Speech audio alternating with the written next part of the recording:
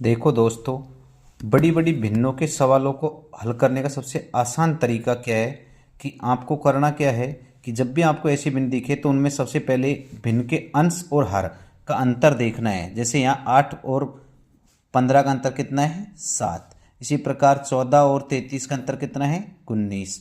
इसी प्रकार 7 और 12 का अंतर कितना है? 5। इसी प्रकार 11 और 13 का अंतर कितना है? 2। तो जब भी आपको अंतर करने के बाद जो सबसे बड़ा अंतर दिखाई दे वो भिन्न तो सबसे छोटी होगी, और जिसका अंतर सबसे कम दिखाई दे वो भिन्न सबसे बड़ी होगी। तो यहाँ पर सबसे छोटी भिन्न कौन सी है? 14/33। दोस्तों, इसी प्रकार की शॉर्ट ट्रिक्स देखने के लिए चैनल को सब्सक्राइब करें और लाइक करें। देखो दोस्तों, आपने ऐसे सवाल एसएससी, रेलवे वगैरह के एग्जाम में बहुत ज़्यादा देखा होगा। एक्चुअल में ये ऐसे सवाल जैसे 1/12 तो यह क्या है? 3 × 4। इसी प्रकार 1/20 तो क्या है? 4 × 5। इसी प्रकार ये 30 है तो क्या है? ये 5 × 6। इसी प्रकार ये है तो क्या है?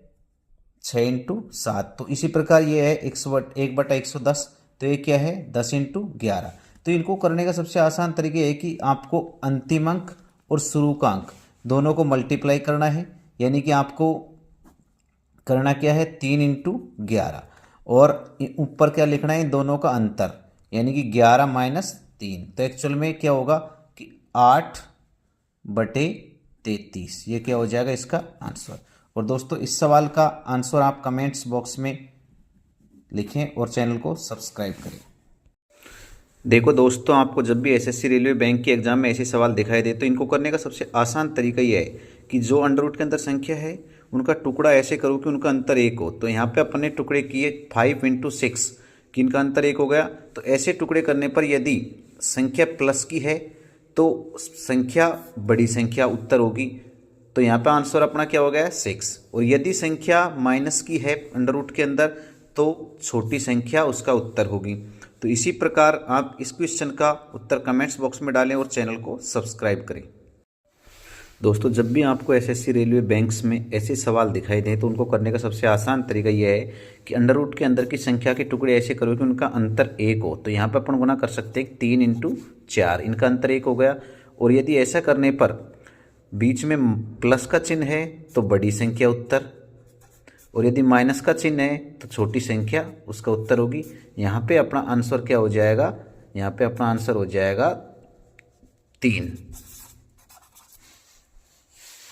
ठीक है। इसी प्रकार आप इस क्वेश्चन का उत्तर कमेंट्स बॉक्स में डालें और चैनल को सब्सक्राइब करें।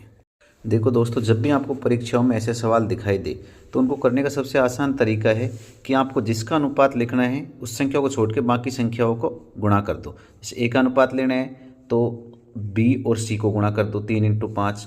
बी का अनुपात लेना है तो 2 × 5। सी का अनुपात लेना है 2 × 3। तो इस प्रकार अपन सभी का अनुपात ए अनुपात बी अनुपात सी क्या होगा? 15/10/6। तो ये क्या हो जाएगा इसका आंसर।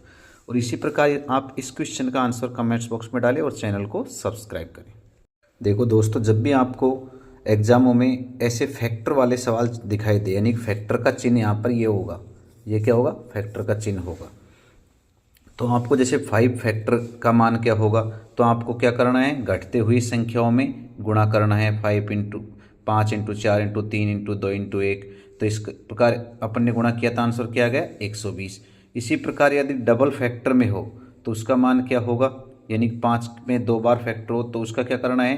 पहली संख्या तो अपन को 5 लेनी है, फिर 5 में से जितने फैक्टर उतने कम करने हैं। 5 में से 2 कम किया और लास्ट में 1 से गुणा किया, तो 5 × 3 × 1। तो इसका आंसर क्या आ गया?